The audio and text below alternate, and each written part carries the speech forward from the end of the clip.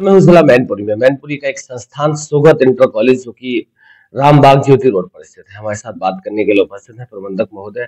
चूंकि अभी हाल ही में परीक्षाओं के परिणाम आए हैं तो जानने का प्रयास करता हूँ किस तरीके के परिणाम रहे हैं। 1 अप्रैल से नए सत्र की शुरुआत हुई है तो संस्थान इस बार क्या क्या बदलाव करे हैं, मानव जीवन में शिक्षा कितनी महत्वपूर्ण है, भारतीय संस्कृति और संस्कारों के ऊपर संस्थान किस तरीके से काम कर रहा है। सर, सबसे पहले तो आपका स्वागत है। बहुत बहुत धन्यवाद आपका।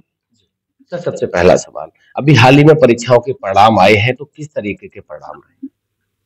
हमारे यहाँ जो इंटरमीडिएट का रिजल्ट रहा है वो बहुत ही अच्छा है, सराहनीय है। 88.2% जो हमारे यहाँ छात्रा ने प्राप्त किया, जो हाईएस्ट है हमारे यहाँ का, शिवांगी शाक्या हैं। इन्होंने इंटरमीडिएट परीक्षा में 88.2% अंक हासिल किए हैं।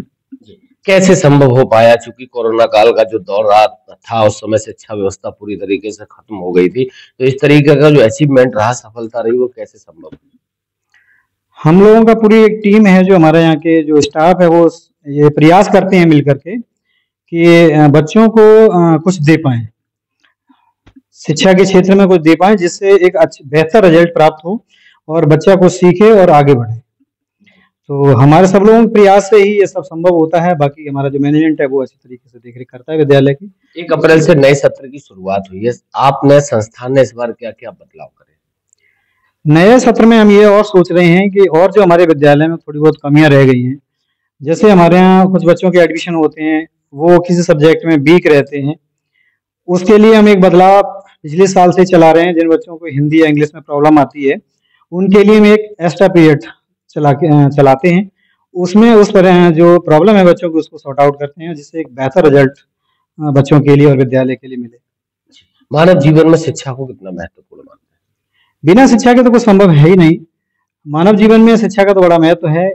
आज हम स्वतंत्रता पूर्वक जी पा रहे हैं, कुछ भी कर पा रहे हैं, तो बिना शिक्षा के नहीं है। अगर भीमराव अम्बेडकर जी नहीं होते, शिक्षा नहीं होती, तो संविधान नहीं होता, संविधान नहीं होता तो आज हम कुछ नहीं कर पाते। तो शिक्षा के क्षेत्र में एक बहुत बड़ा महत्व है और उस महत्व को समझते हुए उसको हम आगे बढ़ाने का प्रयास कर रहे हैं। जहां आप बैठे हैं ये परिवेश जो है वो वास्तविक ग्रामीण है और किसानों, गरीबों के, मजदूरों के बच्चे आपके साथ जुड़े हैं।